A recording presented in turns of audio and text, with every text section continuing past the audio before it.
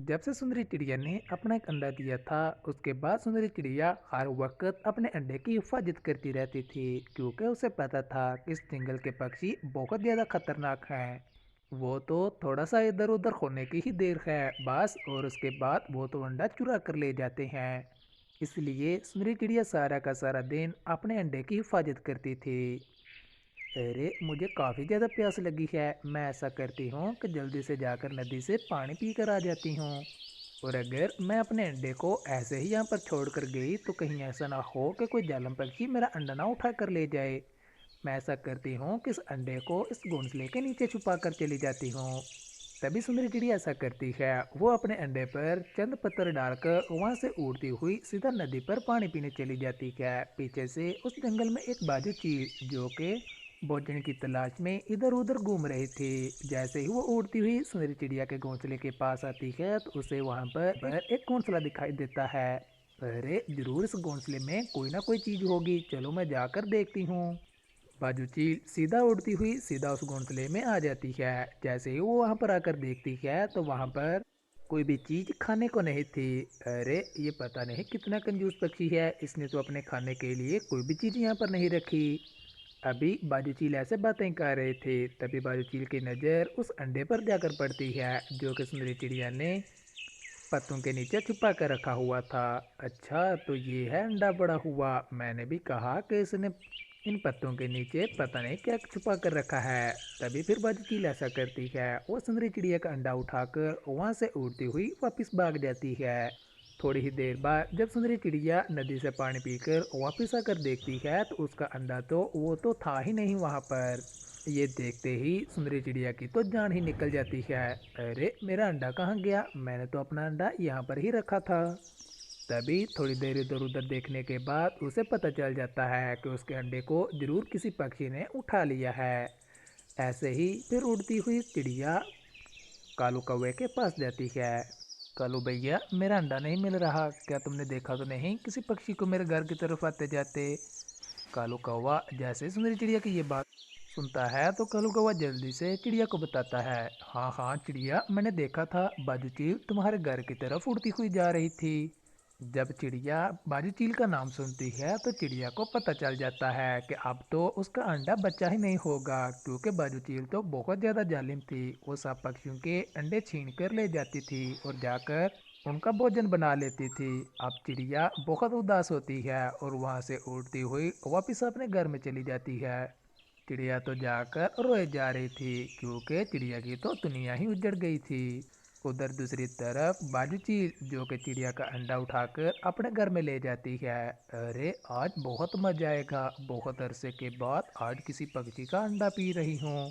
तभी बाजू चील ऐसा सोचते हुए जैसे ही उस अंडे को तोड़ती है तो उस अंडे में से एक छोटा सा चिड़िया का बच्चा निकल आता है। उस बच्चे को देखते ही बाजू चील हैरान रह जाती है। मम्मा मम्मा मुझे बहुत भूख लगी है, मम्मा मुझे खाने को दो कुछ, मम्मा मुझे बहुत भूख लगी है, जल्दी करो मम्मा। अरे मैंने तो सोचा कुछ और था लेकिन यहाँ पर हुआ कुछ और है। मैं तो अंडा पीने के लिए उठा कर लाई थी, लेकिन इस अंडे में से तो एक बच्चा निकल आया है। अरे मम्मा आप लोग क्या मजाक कर रही हैं, मम्मा मुझे खाने को दो, मम्मा मुझे बहुत भूख लगी है। अरे चुप कर जाओ, मैं तुम्हें खाने के दूं, मैं तो तुम्हें ही खाने वाली हूँ। मम्मा ऐसा ना करें, मुझे बहुत ज़्यादा भूख लगी हुई है, जल्दी करें मम्मा। वो चिड़िया का बच्चा तो ऐसे जब बाजू चील के साथ बातें करता है तो बाजू चील को तो समझ ही नहीं आ रही थी कि अब वो करे तो क्या करे। तभी बाजू चील उस बच्चे को खाने के लिए इरादा कर लेती है। अरे चलो ऐसा करती हूँ कि मैं ताज़ा ताज़ा मांस खा लेती हूँ, इस बच्चे को ही खा लेती हूँ। बाजू चील जब ऐसा सोचते हुए उस बच्चे को खाने लगती है तो चिड़िया का तो बच्चा बहुत ज़्यादा होशियार था। अरे मम्मा आप लोग क्या कर रही हैं, आप लोग तो मुझे ही खाने वाली हैं। अरे मैं तुम्हारी मम्मा नहीं हूँ, मैं तो एक चील हूँ, तुम तो चिड़िया के बच्चे हो। मम्मा आप लोग मेरे साथ ऐसा मजाक ना करें मम्मा। जब वो चिड़िया का बच्चा ऐसे बातें करता है तो बाजू चील को तो फिर अपना बच्चे की याद आती है। बाजू चील का बच्चा भी बिल्कुल ऐसा ही छोटा सा था और वो भी ऐसे ही अपनी मम्मा के साथ बातें कर रहा था जो कि उल्लू उठाकर ले गए थे। तभी बाजू चील उस चिड़िया के बच्चे को छोड़ देती है। अरे मैं इसको नहीं खाऊंगी, मेरे बच्चे को भी ऐसे ही उल्लू उठा कर ले गए थे। मुझे अपने बच्चे की बहुत याद आ रही है। जैसे मुझे अपने बच्चे की याद तड़पा रही है, ऐसे ही चिड़िया को भी उसके बच्चे की याद तड़पाएगी। मैं ऐसा करती हूँ कि इस बच्चे को चिड़िया के पास छोड़ आती हूँ।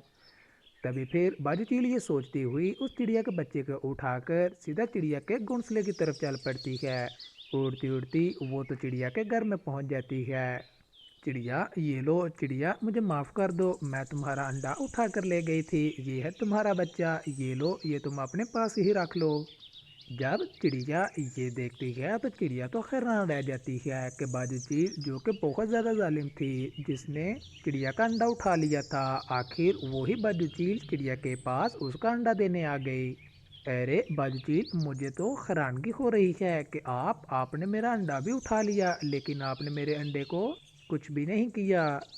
फिर ऐसे ही जब बाजू चील सारी बात उस चिड़िया को बताती है तो चिड़िया को भी उस बाजू चील पर बहुत ज़्यादा दया आ जाता है। फिर ऐसे ही सुंदरी चिड़िया बाजू चील से कहती है, अरे चील बहन, आप भी आज से मेरी बहुत अच्छी दोस्त हैं। आपका जब भी दिल करे आप लोग मेरे घर में आ जाना करना और इस बच्चे को आकर मिल लेना करना।